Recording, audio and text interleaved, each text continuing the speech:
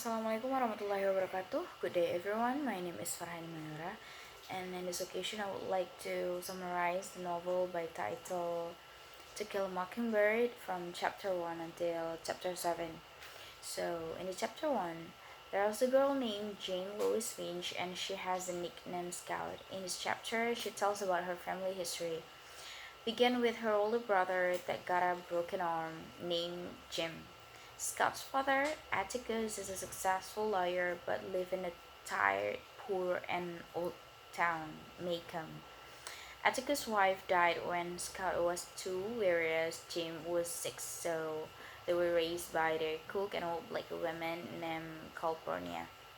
They got a new neighbor in summer of 1933, a peculiar boy named Charles Baker Harris, who called himself Dale. He stays for summer with his aunt, Miss Rachel Haverford. While summer, they always play together, and Dale suggests that they attempt to lure Boo, Boo Radley, a mysterious neighbor, out of his house. Boo lives in the rundown Radley place with his brother Nathan. Dale tries to convince the Finch children to lure Macomb's ghost out of Boo's house, but Jim crashes into his door and nothing happens. Moving on to chapter 2, in September, Dale back to his hometown, Meridian.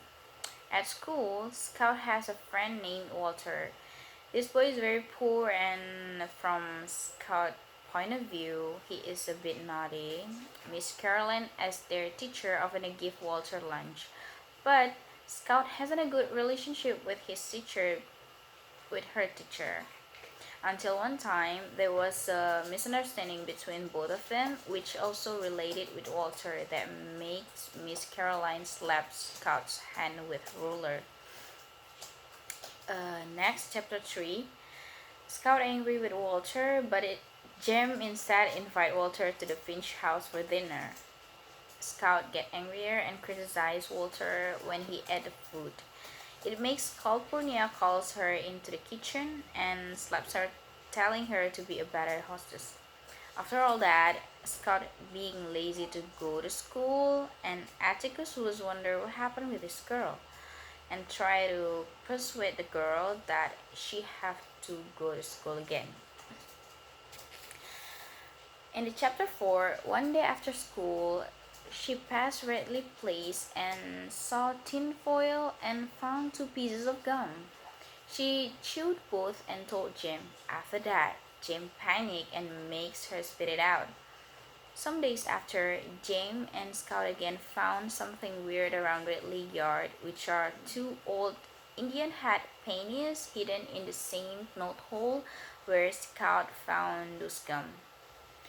School ends again, summer comes, Dale back to his aunt's house. Dale asks Jem and Scout to play Boo Radley, and they catch by Atticus, but they lied as their father warned them not to play around the Radley place again. Also, Scout and Jim forgot to tell Dale what happened before he came about the gum and pennies. In the chapter 5, they grow closer. Scott already has no feeling to play with Jim and Dale again. Instead, she's spending her time with one of their neighbors, Miss Maudie Atkinson, a widow who able gardening and cake baking. She's a childhood friend of Atticus' brother, Jack. She tells about Boo Radley to Scout from his rash father that already died, until a belief that Boo is probably a crazy man now. Meanwhile, Jim and Dale will usually give a note to Boo, invite him to go out to get an ice cream, and so on, and they're ignoring to Atticus' words that tell them to stop tormenting that man. Next, chapter 6.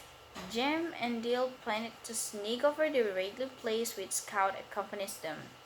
They peek through all the windows until they see shadow of man there, and hearing a shotgun go off behind them.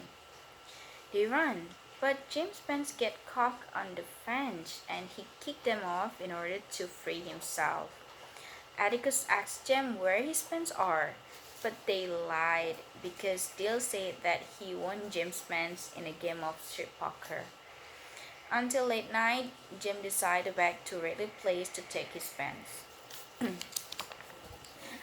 And then in the chapter 7, Jem a few days later found his pants mended and hung nearly over the fence, Jem being so quiet before he talked to Scout. After that, they found something weird again, present hidden in the knot hole, which is a ball of great twine. They leave it be, but a few days after, it's still there. And Jim convinced Scout that school will get better, but the next day they found the knot hole has been filled with cement. They asked Nathan the reason for that, and then he answered that he plugged the knot hole because the tree is dying. Okay, I think that's all that I can summarize for this novel. If I made so many mistakes, please forgive me. Thanks for watching my video. Assalamualaikum warahmatullahi wabarakatuh.